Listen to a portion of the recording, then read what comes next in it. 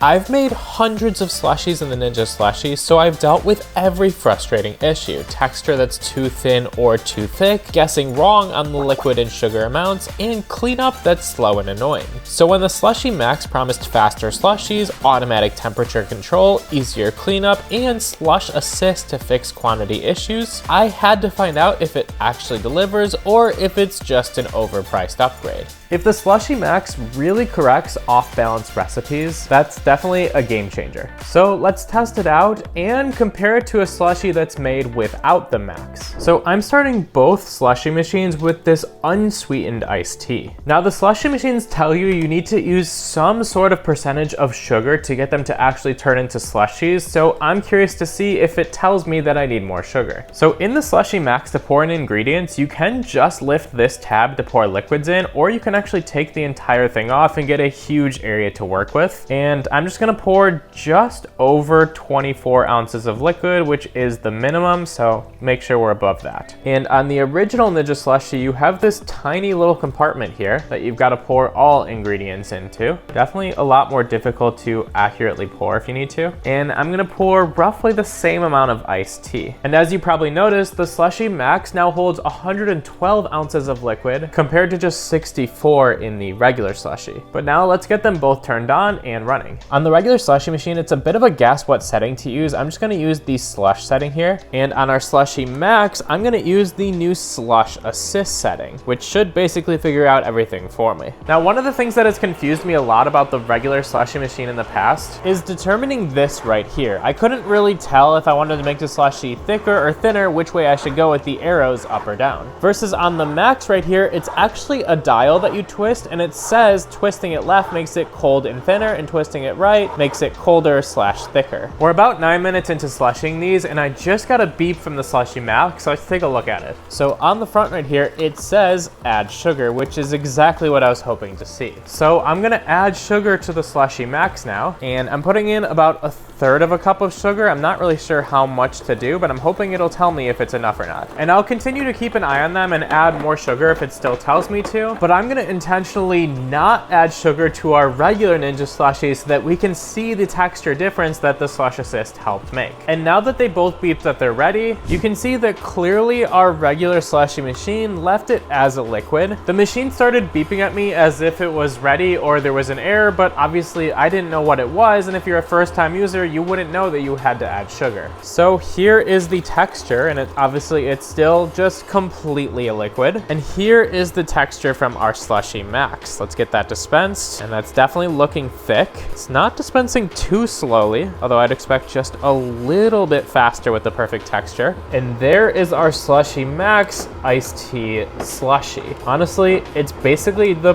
perfect thickness for a slushie. And taste-wise, spot on where you want a slushie. So clearly the Slush Assist made a huge difference. But the Max also claims that it's a bit smarter in terms of temperature and faster than the regular slushie machine too. So let's see if that actually results in a better slushie. And for this, we're making a strawberry milkshake, which starts with 2 cups of whole milk, 1 cup of heavy cream, and I'm putting it all in a bigger container so that I can quickly whisk it together before pouring it in. 1 teaspoon of vanilla. As always, make sure you use the real stuff. 2 tablespoons of sugar, and 1/4 cup of strawberry syrup, which kind of looks like cough medicine. I did not realize until right now. And I'm just gonna quickly mix this up and get this poured into our slushie machine. And then I'll make the same recipe and pour it into our Max as well. And with both slushies prepared, I've also got a timer in the middle here. I'm gonna start that so we can compare the time differences. Let's hit slush on the left here and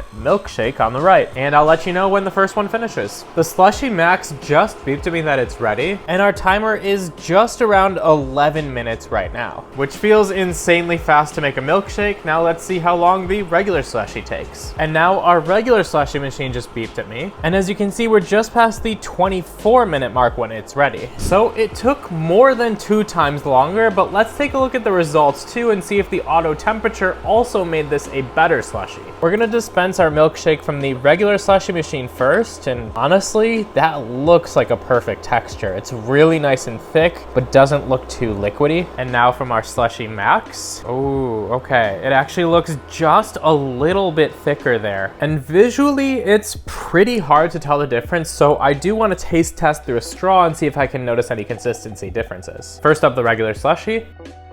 It reminds me a lot of a Wendy's Frosty that you've left out for about 10 minutes. It's still pretty much a frosty milkshake texture, but you get a little bit of that liquidy texture too. Let's compare it to the Max.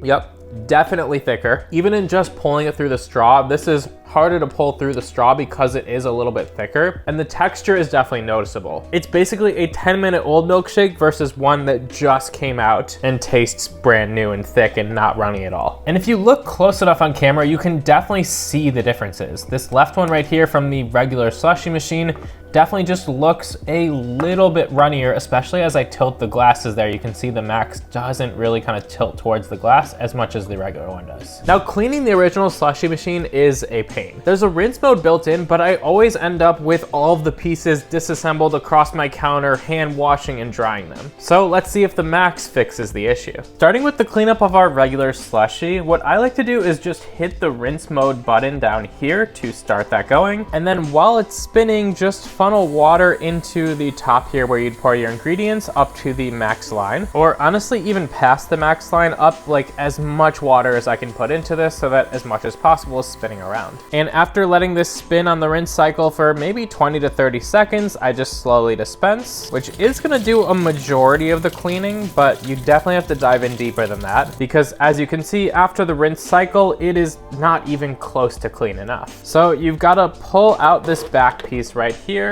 then pull out the tub that holds our ingredients. Hand wash this piece right here, which it's a little bit tricky to get your hand in there and get into all the cracks. Pull out the blue piece that's on the compressor here and hand wash this. Once again, it's just kind of spinny and lots of little places to get your hand into. And then hand wash this cold compressor here too, which doesn't come out, so you kind of just got to reach in and around right here. And finally pull out the drip tray and give that a quick clean too. Now we're gonna do the same thing on the Max here. I've got it running on the rinse cycle, and once again, let's just fill this up with water. It's gonna take a second longer because it holds twice as much liquid. And we've got the Max completely filled up with water now as well. Just like before, I'm gonna pull down the handle and slowly let it dispense out and rinse out as much as possible. And that is after our rinse cycle. And this is what the Max looks like after our rinse cycle. I think it looks pretty similar, maybe through the bottom parts here, just a little bit cleaner than our regular Slushie, but definitely still needs cleaning. So it disassembles the same way by pulling this handle, and then you pull out the main unit here. And unsurprisingly, because the Max is bigger, so is this hole, which definitely makes reaching into here and cleaning a bit easier, and there's a little bit less crevices too. But the other pieces look pretty much the same. You've got this green piece now that was blue before, same cleaning as before, same with this cold compressor that doesn't come out, and same with this drip tray right here. So to be honest, the cleanup process is pretty much exactly the same on the Max versus the regular, which is an upgrade I was hoping for a little bit more of, but not something the Max technically advertises. So it's definitely faster and it's definitely smarter, but is it $150 better? The Max was able to make better slushies by telling us what needed to be added and automatically choosing the temperature, and the fact that it made them over 2 times faster as well is a